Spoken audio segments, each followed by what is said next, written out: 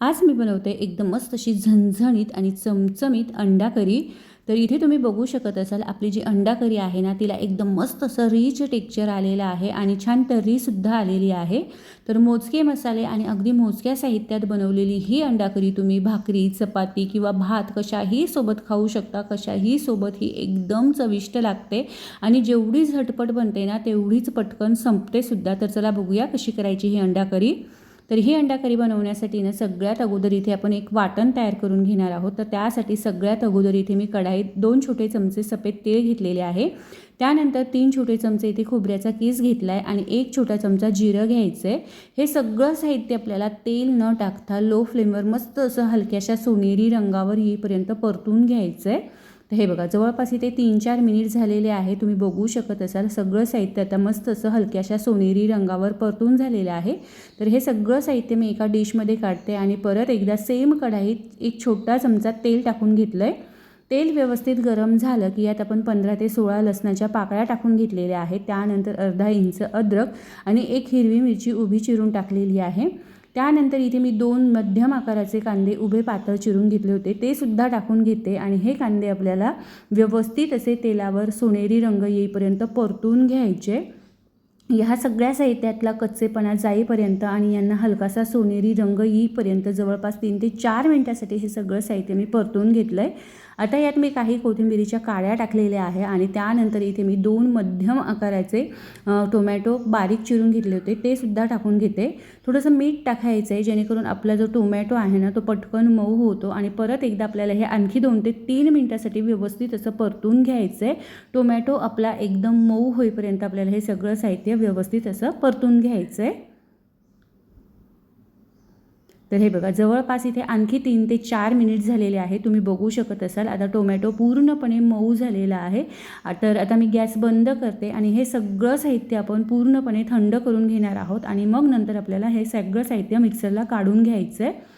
तर हे बघा सगळं साहित्य इथे मी एका डिशमध्ये काढून पूर्णपणे थंड करून घेतलं होतं। आता हे सगळं साहित्य आपण मिक्सरच्या एका भांड्यात काढून घेतलं आहे। थोडंसं पाणी टाकून येणे आपल्याला याचं वाटण तयार करून घ्यायचं आहे। तर वाटण करताना ना जेवढं बारीक शक्य होईल तेवढं बारीक वाटण करायचं आहे। तर मसाला परतेपर्यंत आहे ना, एका साईडला मी इथे अंडेसुद्धा उकडून घेतले होते आणि ह्या अंड्यांची साल काढून घेतली आहे। अंडं पूर्ण थंड झाले की मग साल काढायची आहे।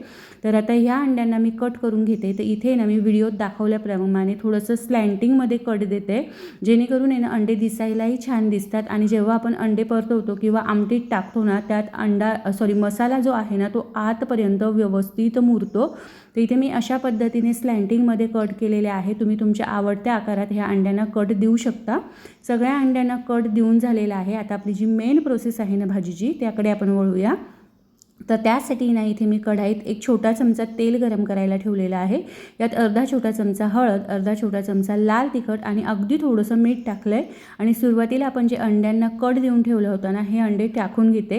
हे अंडे ना आपल्याला मसाल्यात व्यवस्थित असे परतून घ्यायचे आणि छान असे हलक्याशा सोनेरी रंगावर येईपर्यंत परतून घ्यायचे।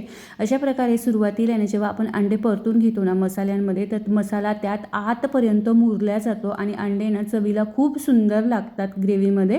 तर हे बघा अंडे मी जवळपास 3 ते 4 मिनिटांसाठी परतून घेतलेले आहे। फक्त मसाला जळणार नाही ना याची खात्री करायची आहे आणि अशा पद्धतीचे अंडे तळून घ्यायचे। तळलेले अंडे मी आता एका डिशमध्ये काढून घेतलेले आहे आणि आणखी कढाईत एक पळी तेल गरम करायला ठेवलेलं आहे। तेल व्यवस्थित गरम झालं की आपण सुरुवातीला जे वाटण तयार करून ठेवलं होतं ना कांदा टोमॅटोचं, ते वाटण यात मी टाकून घेतलेलं आहे आणि आता हे वाटण आपण व्यवस्थित असं तेलावर जवळपास एक 5 ते 6 मिनिटांसाठी परतून घेणार आहोत। वाटण परतवताना कंटाळा करायचा नाही आहे, व्यवस्थित परतून घ्यायचं आहे। जेवढं छान तुम्ही वाटण परतवाल ना, तेवढ्या ग्रेव्हीला छान चव येते आणि टेक्स्चर ही ग्रेव्हीला छान येतं। तर हे बघा जवळपास इथे एक 5-6 मिनिटं लो फ्लेमवर अधूनमधून ढवळत मी हे वाटण परतून घेतलेलं आहे। तुम्ही बघू शकत असाल आता वाटणाला बाजूने मस्त असं तेल सुटलं आहे। तर आता यात आपण काही बेसिक मसाले घालूया। तर त्यासाठी सुरुवातीला इथे मी अर्धा छोटा चमचा लाल तिखट, अर्धा छोटा चमचा हळद, 1 चमचा लाल तिखट, 1.5 चमचा काळा मसाला आणि 1 मोठा चमचा इथे मी चिकन मसाला टाकलेला आहे आणि चवीप्रमाणे मीठ टाकलं आहे। चिकन मसाल्याऐवजी ना तुम्ही इथे अंडा करीचा जो मसाला येतो ना, तो सुद्धा वापरू शकता।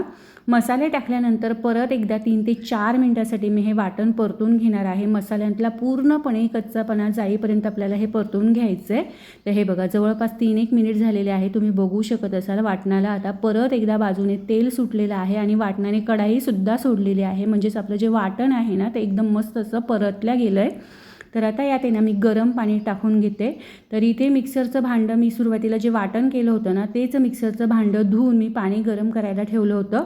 तर इथे जवळपास 1-1.5 ग्लास पाणी इथे मी टाकून घेतलेलं आहे. पाणी मसाला व्यवस्थित असा मिक्स करून घ्यायचा आहे आणि यावर झाकण ठेवून आपण एक 3 ते 4 मिनटासाठी ह्या आमटीला उकळी काढून घेणार आहोत किंवा ह्या ग्रेव्हीला उकळी काढून घ्यायची आहे. ग्रेव्ही उकळताना त्यावर झाकण ठेवायचं आहे म्हणजे ग्रेव्हीला आहे ना छान तर्री सुटते किंवा तर्री येते. तर हे बघा जवळपास इथे एक 4 ते 5 मिनिट झालेले आहे. तुम्ही बघू शकत असाल आता ग्रेव्हीला व्यवस्थित अशी उकळी आलेली आहे. तर आता आपण यात सुरुवातीला जे अंडे तळून ठेवले होते ना ते अंडे टाकून घेणार आहोत. परत एकदा हलकंसं मिक्स करून घ्यायचं आहे आणि आणखी 3 ते 4 मिनटासाठी ही ग्रेव्ही आपल्याला उकळून घ्यायची आहे. जेणेकरून मसाल्यांचा जो काही फ्लेवर आहे ना तो अंड्यामध्ये आतपर्यंत मुरतो. तर परत एकदा मी यावर झाकण ठेवलं आहे आणि 3 ते 4 मिनटासाठी हे ग्रेव्ही उकळून घेते. तर हे बघा आणखी 3 ते 4 मिनिट झालेले आहे. तुम्ही बघू शकत असाल आता आपल्या ग्रेव्हीला एकदम मस्त असं दाटसरपणा आलेला आहे आणि एकदम रिच टेक्स्चर आलेलं आहे. छान तर्रीसुद्धा आलेली आहे. तर सर्वात शेवटी यात मी थोडीशी कोथिंबीर टाकून घेतलेली आहे आणि गॅस आता बंद केलेला आहे.